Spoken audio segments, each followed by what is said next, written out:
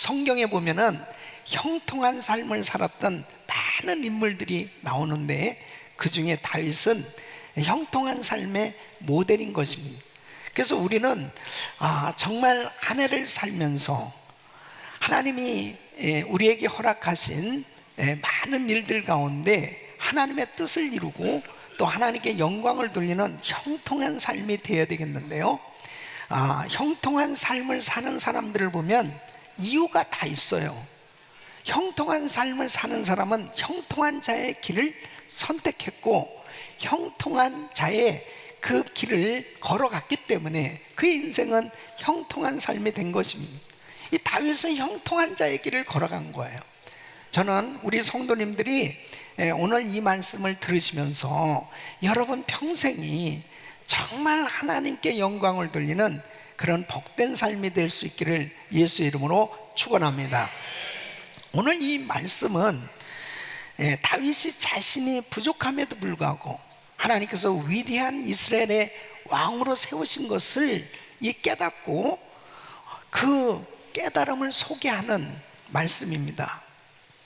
하나님께서 다윗과 함께 하시니 하나님께서 그 나라를 강성하게 해주십니다. 사실 다윗은 자기가 왕이 되려고 노력한 것도 아닙니다. 자기는 정말 왕이 되려고 막 안간 힘을 쓰면서 그런 목표를 가지고 살았던 사람도 아니에요. 10대 때 어느 날 사무엘 선지자가 자기 집에 와서 자기는 양을 치고 있었는데 갑자기 집으로 오라는 거죠. 그러더니 자기에게 기름을 붓는 거예요. 하나님께서 자기를 선택하셨고 이제 하나님께서 이스라엘의 주권자로 세우실 것을 그때 비로소 알게 됩니다.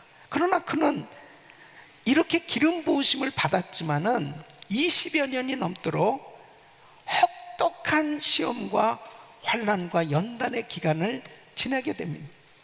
결론적으로는 자기가 이스라엘의 왕이 됐지만은 자기는 분명히 아는 사실이 사무엘이 자기를 왕으로 세운 것도 아니고 이스라엘 백성들이 자기를 왕으로 세운 것도 아니고 하나님께서 자기를 왕으로 세우셨다는 사실을 알게 된 거예요. 그는 하나님께서 자기 인생을 향한 하나님의 목적, 자기를 향하신 하나님께서 자기에게 주신 사명을 발견하게 된 겁니다. 내가 무엇을 위해서 살아야 될 것이냐, 내가 어떻게 살아야 될 것인가, 이 사명을 바로 깨닫게 됐을 때 다윗은 형통한 삶의 길을 걸어가게 된 거예요. 이 다윗은 자신의 이 삶의 목적과 그 이유 그리고 사명을 깨닫고 이제 형통한 자의 길을 걸어가게 되는데, 오늘 이 말씀은 하나님의 목적과 사명을 깨달은 사람은 어떻게 살아야 될지를 우리에게 교훈을 해주고 있습니다. 오늘 이 말씀을 통해서 나는 정말 하나님이 기뻐하시는 뜻대로 형통한 자의 길을 걸어가고 있는지, 아니면 내가 이거 잘못 살고 있는지, 이런 부분은 말씀을 통해서 잘 분별될 수 있어요. 저는 우리 성도님들이 오늘 이 말씀을 통해서 다윗처럼 형통한 자의 길을 걸어갈 수 있기를 예수 이름으로 축원합니다. 첫째는 이 삶의 목적과 이 하나님의 목적과 사명을 깨달은 사람은 겸손하여 욕심을 내지 않는다는 거예요. 이 다윗은 하나님 앞에 이렇게 고백을 하고 있습니다. 사무엘하 7장 18절 보면 다윗 왕이 여호와 앞에 들어가 앉아서 가로되 주 여호와여, 나는 누구오며 내 집은 무엇이간데 나로 이에 이르게 하셨나이까? 다윗은 자기의 출생과 근원을 잘 알고 있습니다. 자기는 자기 집에서도 말째 아들이었는데, 그것도 그렇게 유명한 선지자 사무엘이 자기 집에 오셨을 때 다른 형들은 다 좋은 옷을 입고 그 예배에 참석했지만 자기는 양을 치고 있었습니다. 그렇게 어떤 면에서 보면 집안에서도 별로 그렇게 알아주지도 않았던 아들, 그의 출생이 어떤 면에서는 뭐 이렇게 여러 해석이 있지만은 참 힘들었던 그런 삶이었었던 것 같아요. 그런데 그런 부족한 자기를 이스라엘의 주권자로 삼아 주셨다는 것은 전적인 하나님의 은혜다는 거죠. 그래서 이 다윗은 그 하나님의 은혜를 잊지 않고 살려고 참 노력을 많이 했습니다. 다윗을 향한 하나님의 목적과 이 사명에 대해서, 왕이 되어야 된다라고 하는 것에 대해서 주변 사람들이 다 알고 있었습니다. 사울 왕도 알고 있었고요, 요나단도 알고 있었습니다. 그리고 이스라엘 백성들도 알고 있었습니다. 사무엘상 25장 30절에 보면 아비가일이 다윗을 만났을 때 이렇게 이야기합니다. 여호와께서 내 주에 대하여 하신 말씀대로 모든 선을 내 주에게 행하사 내 주를 이스라엘의 지도자로 세우신 때에, 이렇게 이야기를 하는 거예요. 당신은 이스라엘의 왕이 되실 분입니다. 또 이스라엘의 장로들이 헤브론에 있는 다윗에게 와서 기름을 부으면서 왕으로 추대할 때도 사무엘하 5장 1절로 2절에 이렇게 말합니다. 이스라엘 모든 지파가 헤브론에 이르러 다윗에게 나와 말하여 가로되 보소서, 우리는 왕의 고륙이다. 전일 곧 사울이 우리의 왕이 되었을 때에도 이스라엘을 거느려 출입하게 한 자는 왕이시었고 여호와께서도 왕에게 말씀하시기를 내가 내 백성 이스라엘의 목자가 되며 이스라엘의 주권자가 되리라 하셨나이다. 사람들이 하나님께서 다윗을 왕으로 세우실 것이다 다 알고 있었어요. 그런데요, 다윗 스스로는 자신이 이스라엘의 왕이 되려고 욕심을 부린 적이 없습니다. 그리고 왕이 안 되기 때문에 초조해하지도 않았던 것을 볼 수 있습니다. 형통한 자의 삶이 바로 이런 삶이에요. 하나님이 나에게 주신 이 사명을 감당하는 그것이 성공이요 축복이라니까요. 그래서 바울은 이렇게 고백하는 겁니다. 고린도전서 5장 10절 보면 그러나 나의 나된 것은 하나님의 은혜로 된 것이 내게 주신 그의 은혜가 헛되지 않아. 내가 모든 사도보다 더 많이 수고하였으나 내가 아니요 오직 나와 함께 하신 하나님의 은혜로라. 하나님의 은혜라는, 내가 다른 사도들보다 더 많이 수고했지만은 이것도 다 하나님이 주신 은혜로 하는 거라는 것입니다. 나에게 주신 사명, 그것을 이루는 것으로 하나님 앞에 감사하며 사는 모습을 볼 수 있습니다. 그래서 그의 사역의 초점은 자신이 아니에요. 오직 예수님이 종기 나타나기를 원했던 것입니다.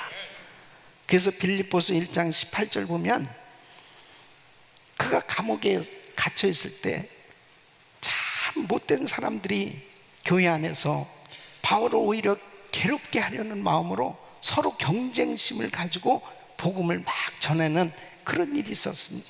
그런 소리가 들려졌을 때 얼마나 마음이 아프겠어요. 그러나 빌립보서 1장 18절에 이렇게 이야기합니다. 그러면 무엇이뇨? 외모로 하나 참으로 하나 무슨 방도로 하든 전파되는 것은 그리스도니 이로써 내가 기뻐하고 또한 기뻐하리라. 예수님만 전해지면 된다는 거예요. 자기에게 주신 사명은 하나님께서 복음 전하는 것, 이것이 내 삶의 목적이기 때문에 그 복음이 전해지기만 하면 된다는 거예요. 예수만 드러나면 된다는 거예요. 절대로 그가 무슨 큰 교회를 이루고 자기가 유명한 사람으로 드러나서 뭔가 그러한 자기 이름을 내세우려고 하는 그러한 사역의 목표를 정하고 그렇게 열심히 일한 사람이 아니에요. 그래서 빌립보서 2장 17절에 이렇게 그는 고백합니다. 만일 너희 믿음의 제물과 봉사 위에 내가 나를 관제로 드릴지라도 나는 기뻐하고 너희 무리와 함께 기뻐하리니 그랬습니다. 복음을 위해서라면, 주님의 교회를 위해서라면, 내가 희생될지라도 나는 너무 기쁘다는 거야. 여러분, 얼마나 많은 사람들이 교회 안에도 세상적인 풍습, 세속적인 생각들이 들어와서 하나님의 일을 하면서도 자신이 드러나지 않으면, 자신이 내세워지지 않으면 하나님의 일도 그냥 쉽게 포기해버리는 그런 일들이 얼마든지 생겨질 수 있잖아요. 그건 형통한 자의 길을 걷는 것이 아닙니다. 형통한 자의 길은 하나님이 나에게 주신 사명이 무엇인지 그 목적을 깨닫고 살아가는 길인 줄로 믿습니다. 우리 교회 안에도 보면요, 정말 여러 부서들이 있습니다. 그 중에 장애인 사역하는데 보면은 애들이요 막 그 봉사하시는 분을 때리기도 하고, 그리고 막 길거리로 그냥 나가기도 하고, 그 아이 하나를 제대로 케어하기 위해서 이렇게 예배 드리는 동안 얼마나 힘들게 그 아이들을 돌보는 그런 사역을 하시는 분들이 계세요. 어떤 면에서는 누구도 알아주지 않죠. 근데 그렇게 꾸준하게 섬기시는 분들이 참 얼마나 귀한지요. 그렇게 헌금을 많이 드리고도 조금 더 드러나지 않는 교인들이 너무 많이 있죠. 교회 안에 정말 이 모양 저 모양 이 섬기는 그런 성도들의 그 모습을 보면 제가 목사로서 얼마나 마음이 찡하고 감동이 되는지 몰라요. 이렇게 귀하게 하나님 앞에 이름도 빛도 없이 드러나지도 아니하고 섬기는 귀한 성도들이 많이 있기 때문에 우리 교회가 건강하게 세워져 가고 있는 줄로 믿습니다. 여러분, 한국에 가면 꼭 양화진에 선교사 모역에 꼭 한번 가보세요. 거기서 가면 아펜젤러 언더우드 같은 그런 훌륭한 선교사님들의 묘비도 있지만, 진짜 어느 한 곳에는 막 조그만 묘비들이 너무 많이 쭉 모여 있는 데가 있어요. 이게 뭐냐면 애기들 묘역이요.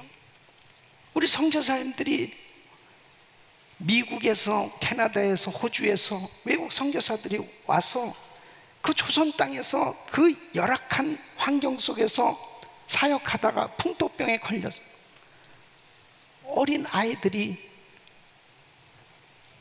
그곳에서 세상을 떠날, 그 선교사님들이 얼마나 마음이 아프겠습니까?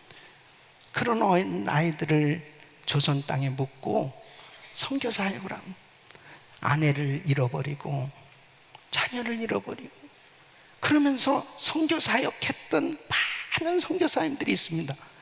전혀 이름이 드러나지 않은 정말 많은 선교사님들이 한국 땅에 와서 그 자신을 다 내어주는 사역을 했던 그 귀한 선교사님들의 헌신을 때문에 대한민국은 지금 큰 부흥이 일어난 줄로 믿습니다. 그분들이 왜 그렇게 하겠어요? 이렇게 좋은 미국을 뒤로 하고 미전도 종족인 조선 땅에 가서 그렇게 어려운 환경 속에서 어떻게 그렇게 살아갈 수 있었겠습니까? 사명을 발견한 거죠. 나의 삶의 목적이 무엇인지, 내가 무엇 때문에 살아야 되는지 그것을 깨달았기 때문에 그 어려운 길을 선택하면서도 기쁨이 있었던 거예요. 그게 형통한 자의 길인 줄로 믿습니다. 여러분, 사람들은 다 자기가 드러나길 원해요. 다 자기 얼굴이 나타나길 원해요. 다 자기가 내세워지지 않으면은 일하기 싫어할 수밖에 없는 그런 것이 세상 아니겠습니까? 어떤 면에서는 너무 예수 믿는 사람들은 좁은 길을 선택할 때 너무 이해되지 아니하는 그런 삶의 여정을 살 때도 있어요.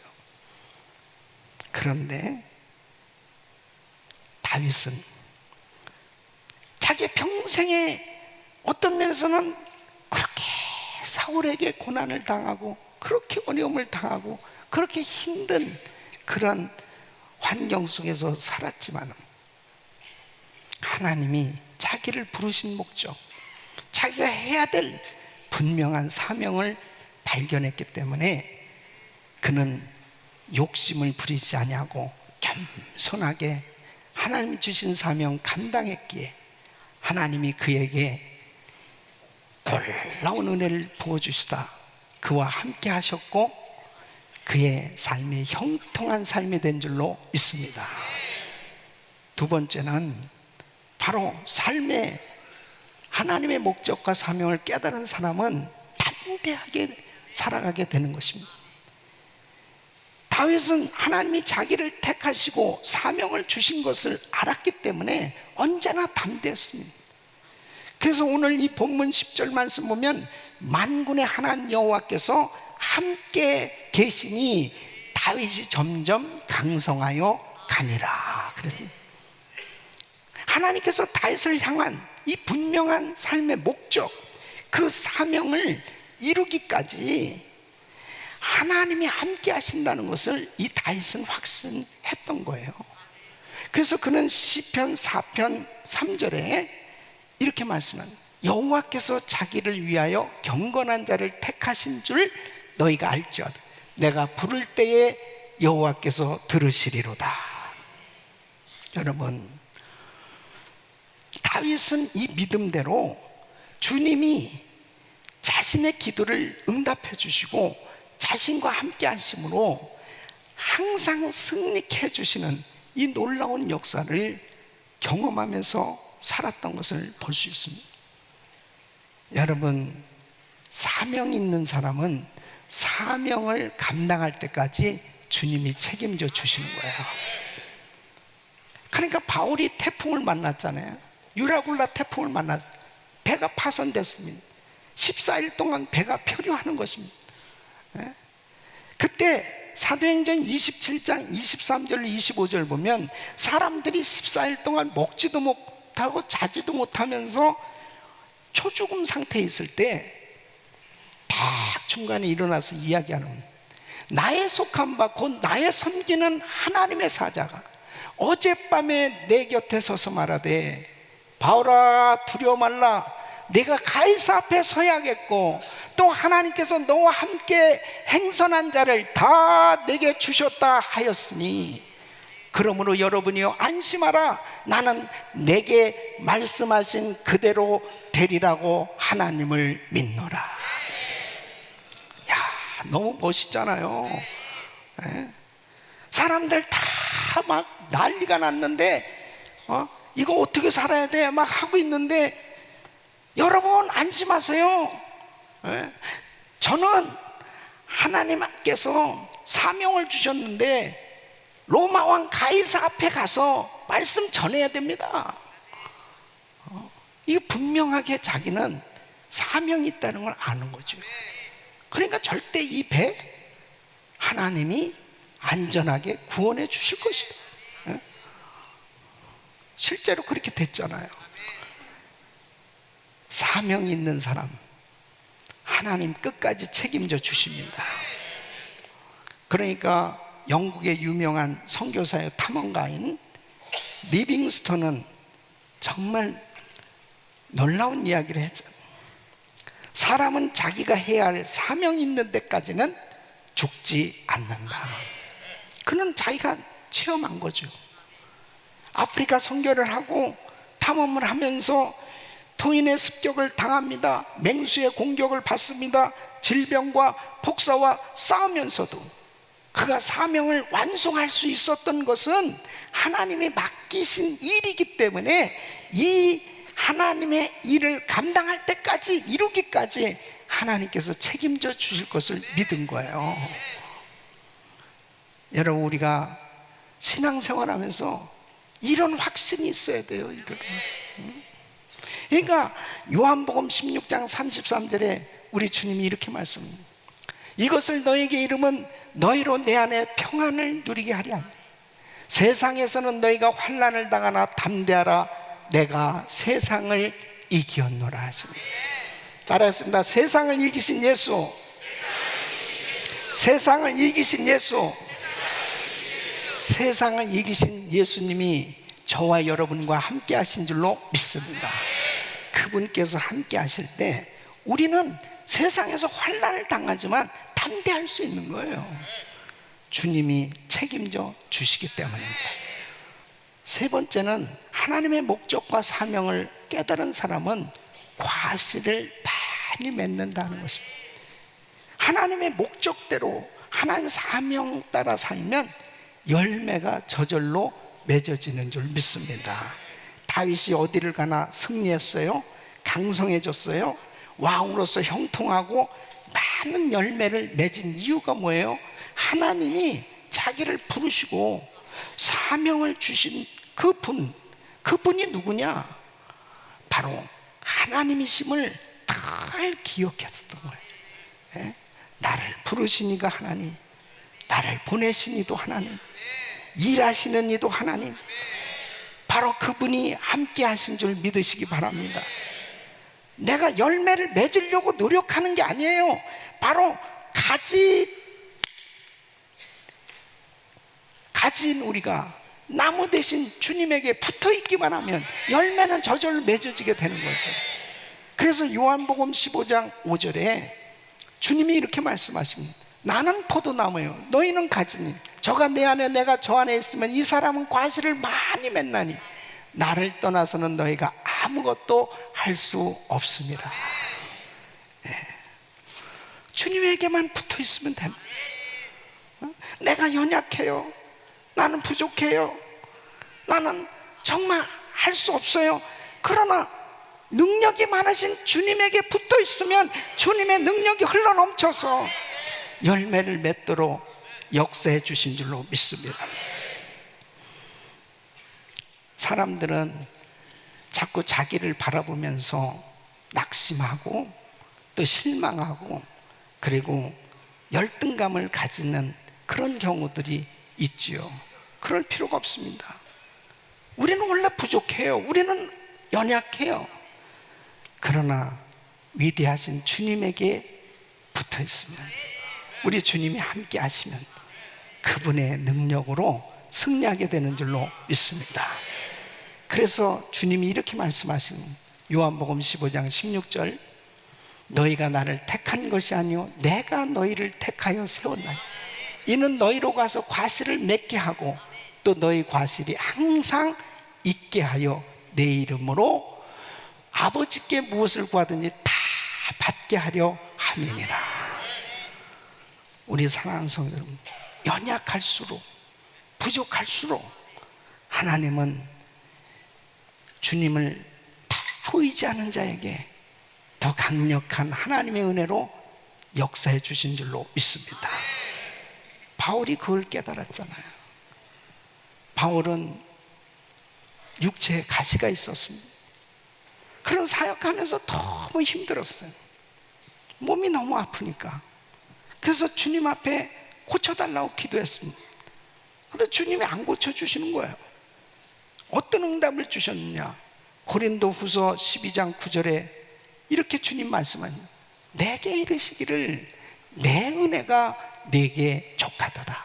이는 내 능력이 약한 데서 온전하의 짐이라 하시니 이러므로 도리어 크게 기뻐함으로 나의 여러 약한 것들에 대하여 자랑하리니 이는 그리스도의 능력으로 내게 머물게 하려 함이라.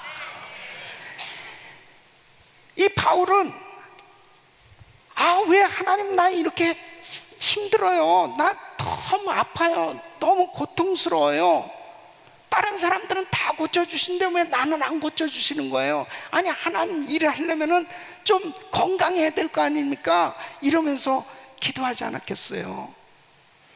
그런데 야, 너 어느 때 나의 능력이 임하는지 알아? 네가 너무 힘들어서 주님을 의지할 때 주님의 능력이 그에게 역사한다는 사실을 깨달았어요. 여러분 그렇지 않아요?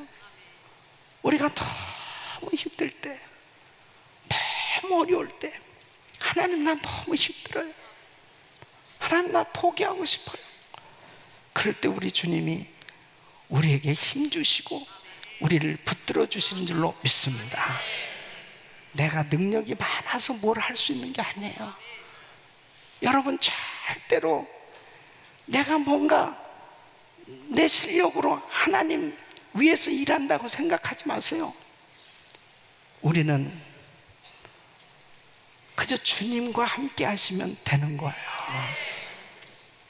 우리 주님이 내가 순종만 하면, 하나님의 심부름꾼처럼 하나님 뜻대로만 순종하기만 하면 하나님이 역사하신 줄로 믿습니다. 금년 2018년도에도 우리 성도인들의 삶이 다윗의 삶처럼 점점 강성하여 가는 형통한 삶이 되시길 예수 이름으로 축원합니다. 축원합니다. 삶의 목적, 사명을 분명히 깨닫기를 예수 이름으로 축원합니다. 하나님의 목적과 사명을 알려면 주님의 성령님이 깨닫게 하시는 이 은혜를 받으셔야 돼요. 그래서 에베소서 1장 17절로 18절 보면 우리 주 예수 그리스도의 하나님 영광의 아버지께서 지혜와 계시의 정신을 너에게 주사 하나님을 알게 하시고 너희 마음의 눈을 밝히사 그의 부르심의 소망이 무엇이며 성도 안에서 그 기업의 영광의 풍성이 무엇이며. 여러분 마음의 눈이 열려지시길 바랍니다. 성령님께서 깨닫게 해주시면 아, 사명이 이거구나. 바울은 아주 분명한 사명을 깨닫게 됐죠. 그래서 그는 정말 형통한 삶이 됐습니다. 주님의 인도와 역사를 구하셔야 돼요. 바나바가 사울을 찾아서 안디옥에 와서 같이 함께 목회를 했습니다. 교사로 쓰임을 받았어요. 그리고 목회자로 쓰임을 받았어요. 이제 둘이 선교사로 나가서 사역을 하게 됩니다. 주님께서는 우리 한 사람 한 사람을 하나님께서 그때마다 우리를 사명도 주시고 귀한 사역에 써주시는 줄로 믿습니다. 그래서 하나님이 주신 작은 일에 충성을 하셔야 돼요. 작은 일에도 충성하세요.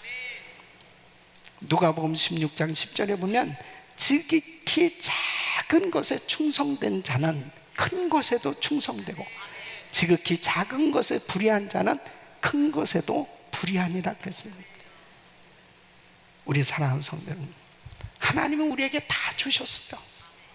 이제 하나님께서 말씀하신 대로 순종만 하면 내 삶의 목적을 분명히 깨닫고 하나님 주신 사명 작은 일에서부터 충성을 다하면 우리 주님께서 더 큰 일 맡겨주시고 하늘의 상으로 축복해 주신 줄로 믿습니다. 우리 성도님들의 삶이 다윗의 삶처럼 점점 강성해져 가는 형통한 삶이 되시기를 예수 이름으로 축원합니다.